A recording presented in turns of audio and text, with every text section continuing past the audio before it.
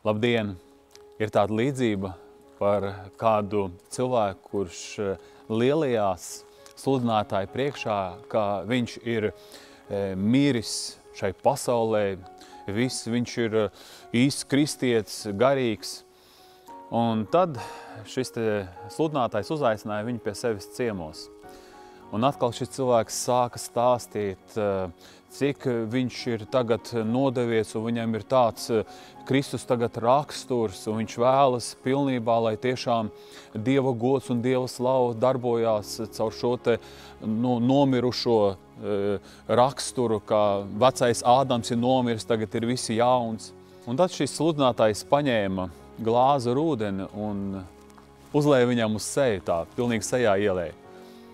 Un šis cilvēks sāka dusmoties, sāka pārmetums viņam visāds izteikt, kā tu tā varēji? Un šis sludinātājs sacīja, nē, tu vēl neesi nomiris. Tavs vecais cilvēks vienkārši bija noģības, un tad, kad es viņam uzlēju ūdeni virsū, viņš nāca pie samaņas. Un, kad es lasu Dieva vārdu, rakstīts romiešiem 6. nodaļā no 3. līdz 5. pantam tā. Jeb vai jums nav zināms, ka mēs visi, kas Jēzus Kristus vārdā esam kristīti, esam iegremdēti viņa nāvē, jo mēs līdz ar viņu kristībā esam aprakti nāvē, lai tāpat kā Kristus sava tēva godības spēkā uzcelts no mirušajiem. Arī mēs dzīvotu atjaunotā dzīvē, jo ja mēs viņam esam kļuvuši līdzīgi nāvē, mēs būsim tādi arī augšām celšanā. Ļoti svarīgi, lai esmu cilvēks, kurš esmu aizliedzis sevi, tātad esmu nomiris šai pasaulē tādā ziņā, ka es negribu šodien viņai izpatikt, negribu zem viņas stabulīt šodien dansot. Es gribu šodien pildīt Dieva gribu, es paņēmu krustu un es sekoju tam kungam. Tātad es pilnībā nodevos viņam. Dievs mani aicināja uz šo ceļu, lai es eju pa šo patiesības ceļu un daru viņa prātu.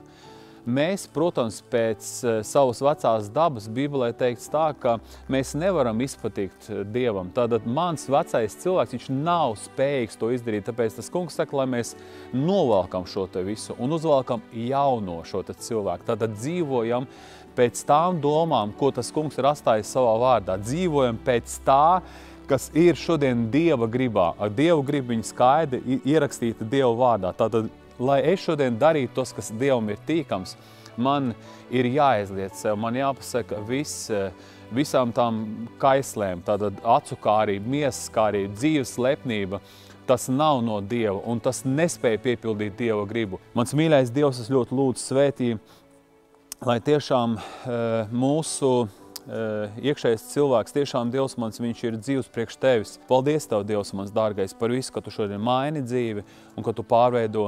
Slava Tev, Jēzus vārdā. Āmen. Lai Dievs arī šai dienā Tev palīdz mainīties un redzēt sevi, savu garīgo stāvokli, lai pēc tam lūgt viņam, lai Dievs palīdz. Visu labu!